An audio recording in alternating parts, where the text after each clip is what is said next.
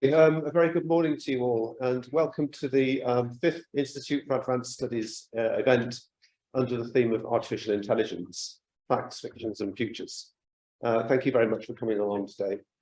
Today's event is entitled Artificial Intelligence and Smart Mobility, and it's intended to explore how artificial intelligence is increasingly being utilised within the transport sector in the interest of, amongst other things, effectiveness, efficiency, safety, environment, and other concerns.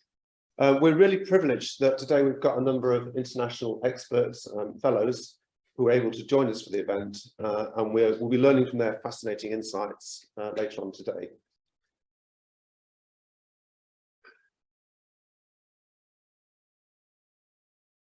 By way of introduction, transport mobility is obviously very rich in data, and for this reason, there's enormous potential within the transport sector for using artificial intelligence to address pressing challenges in sustainability, as well as resilience and fulfilling broader societal objectives of inclusion and equity. Transport systems are already extensively using AI, as you probably know, and will continue to implement as the technology improves. And this is especially true with regards to the rapid developments in autonomous vehicles and things like mobility as a service. It's also important to remind ourselves how important mobility is to individuals within society. And all the photographs you can see here obviously represent different modes of transport. And really the common thread running through all of these is the presence of the person who's been transported from one place to another. In some examples, the human is transported being in control of the transportation mode. In other cases, the person has the luxury of sitting back whilst being transported to his or her place of destination. And a common theme is adoption of the AI technology to manage control of the vehicle. And as you know, transport systems are becoming ever more reliant on AI for general functioning. To focus on autonomous vehicles for a moment, the whole developing issue of such vehicles is obviously one key application of artificial intelligence to the smart mobility arena. And autonomous vehicles are extensively equipped with sensors to help them better understand things like path planning and route planning, etc. And such sensors obviously generate vast amounts of data, as I'm sure you're well aware. And the management and analysis of such data is a key challenge within the smart mobility arena. And we'll hear today about some of the challenges of handling such data. Often the term connected is applied to developments in autonomous transport systems. In practice, this means that vehicles, in addition to offering autonomous capability, will also communicate with one another in some way, shape or form, and indeed with the road infrastructure, also through artificial intelligence in order to facilitate the operability and the transportation and mobility process. And this allows the infrastructure to cope more safely and efficiently with the high concentrations of traffic, which also means that driver is kept thoroughly informed of what's going on in the roads and the proximity of on or off-road obstacles and hazards as the vehicle makes its way through the road networks. And we'll hear today also about some of the challenges of ensuring connectivity within vehicles. Some are concerned about the fast pace of technology and AI implementation and the manner in which it's been readily introduced into vehicles without really understanding its effect. That we, in some way, are implementing technologies that may introduce the risk of creating both intended and unintended consequences. Some might say that because the technology is so new, it's too soon to share it or to share the roads with human drivers. And others say that by reducing human input into the driving task, we're altering one of the foundational pillars of society, and that being the task and the skill of driving a vehicle. And the first Tesla crash might support such concerns. Here, the vehicle was proceeding along the highway until it came to an intersection when a large truck was crossing. The Tesla sensing system didn't recognize that the side of the truck because it had blended into the background for one reason or another, on what was a grey, overcast day, and the driver was thought not to be paying attention at the time.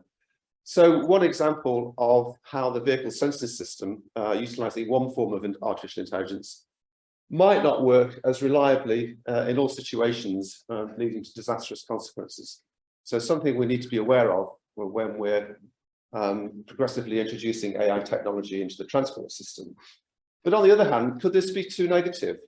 Others argue that we should be more positively embracing, and that we should look forwards to the excellent track safety record of the aviation industry, where automation and artificial intelligence is very much at the heart of the matter. And where the road safety track record, or sorry, the safety track record is overwhelmingly compelling, with only one fatal accident per 6 million flights. Or to look at it from another perspective, average worldwide deaths per 1 year of commercial aviation are less than 300. Whilst if you look at the situation on the roads, we kill something like 1.35 million per annum. So that's quite a staggering difference, as you can imagine. And in fact, in 2017, there were actually no commercial aviation crashes at all. However, despite this optimism, 2018 was not such a good year for the aviation industry due to the high-profile Boeing 737 MAX air crashes and subsequent grounding of this particular aircraft. And interestingly, during inquiries about associated with these crashes, scrutiny revealed that there was a greater need to examine exactly how human pilots interact with the automated aircraft systems, how they sort of interact with the artificial intelligence. And this represents an admission that human capabilities, human fallibility, and human factors in general were not fully considered in design and implementation of the AI technology, such that even highly trained operators could not adequately deal with what they were confronted with, which really represents an astonishing declaration by the aviation industry. Okay, so on to today's symposium. We're going to hear a truly international perspective from our fellows. We'll hear about the likely impacts of artificial intelligence on the transport system and how it will affect the way that we travel in the future. We'll of course hear about autonomous vehicles, which is an important and rapidly developing application of AI, but it's not the only important application. It's also important that we understand how AI is facilitating our public transport systems around the world and how we can use big data through, for example, naturalistic driving studies to understand driver behavior and development of new transport infrastructures. And we'll also hear about new personal transport options, including e-bikes, how they could gradually replace our conventional transport options to help us reach our net zero goals. Now, we have a relatively full agenda for the day, which means that we'll be hearing the insightful opinions of each fellows in turn, after which there'll be a brief period for question and answers. However, I would encourage you to come to the roundtable sessions where there'll be greater opportunities for discussion in those sessions, and they're scheduled towards the end of the day, so please come along to that. But we hope you find the day interesting. Just so you know a little bit about what's happening within the roundtables, we're splitting the roundtables into two sessions. The first session will be artificial intelligence and autonomous vehicles, and during that session we will have experts, Professor Sebastian Glaser, Professor Huisong Wang, Professor Mohammed Abtel Ati, and Professor Andre Rakatoni-Rainey. And in that session, we'll be discussing such issues such as limitations of machine learning, when decisions are truly human interpretable, that's made by the vehicle on behalf of the driver. We'll be discussing the limitations of humans as monitors and considering some of the challenges of artificial intelligence and human factors, and understanding and interpreting the sorts of big data that we collect through naturalistic driving studies. And also we'll be looking more inclusively at big data and looking at the benefits of that to enable real-time analysis of traffic safety and understanding the effects that autonomous vehicles might have on reducing crashes. Maybe I can just hand over to my colleague, Hato Hay, to talk more about the roundtable 2, which is artificial intelligence in transport systems. Thank you, Andrew.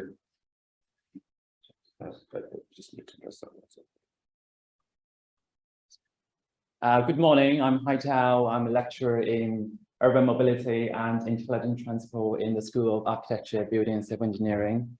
And I will be moderating a parallel roundtable on AI in transport systems, including our IAS fellows, Professor Kai Axelsen, Professor Juan de Dios Ortiza, Professor Nigel Wilson, as well as some of our UK experts from University of Cambridge, Leeds, and UCL will be joining the roundtable discussion on transport system as well. So why is it very important to have this discussion on transport systems?